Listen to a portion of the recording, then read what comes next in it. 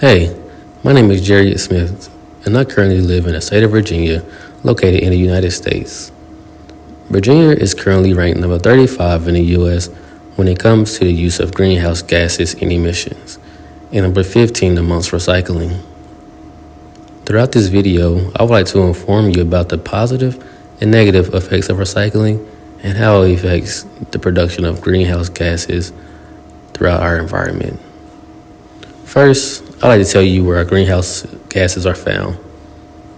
Greenhouse gases are found at elevated levels due to human inputs such as carbon dioxide and many other gases that we put out throughout our activities.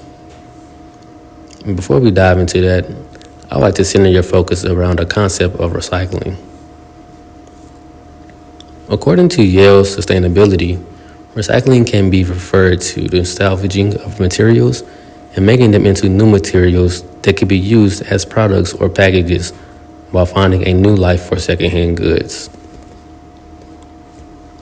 There are people in the world who feel that recycling is a social obligation, but you also have those who believe recycling can significantly reduce greenhouse gases and promote good air.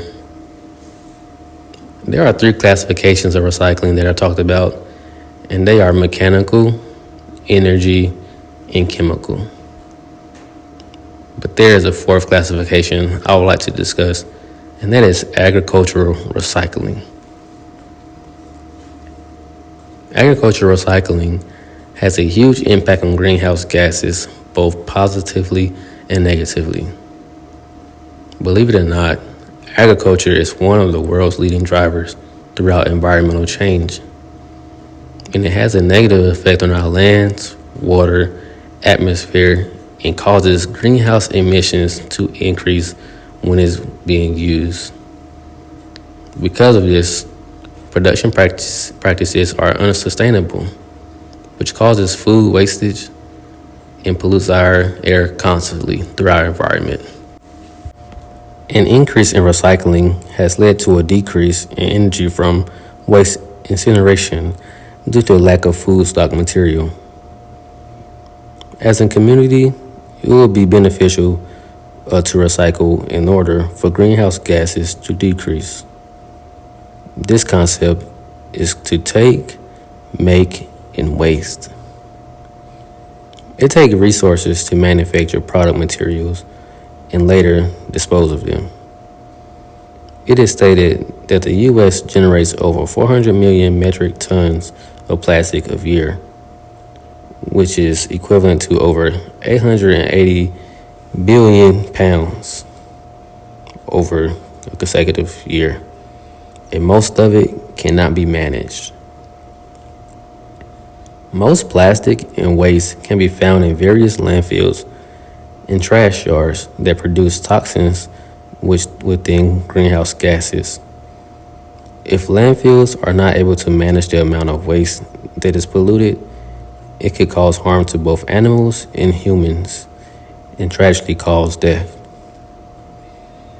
Now, one thing we cannot do is get rid of the recycling of renewable energy waste, especially for greenhouse gases, because the amount of fossil fuel that is put out into the environment already causes harm to everyone, and we don't know it sometimes. Based on a journal by Jacqueline P., this leads to the production of carbon dioxide, methane, air particles, and many other harms for the environment in our production fields. What can we do as citizens to decrease greenhouse gas emissions within the areas of recycling that we live in? First, we can eliminate waste by creating more advanced products and technology that could allow particular items to become useful for other products, such as carpets, such as water bottles, such as workout equipment, such as shoes, and many other things that we find useful on an everyday basis. Secondly, We can recycle agricultural waste from farms to create products for human needs and fuel. Within that, we can use cow or horse poop to create different kind of forms of soil that produces great growth for our products. And yes, it sounds nasty, but it also is beneficial for our environment. But thirdly, we can grow media for soil improvement, food stock, and composting. Fourth, we can do nutrient recycling of organic waste or residual resources from agricultural, industrial, and communal activities.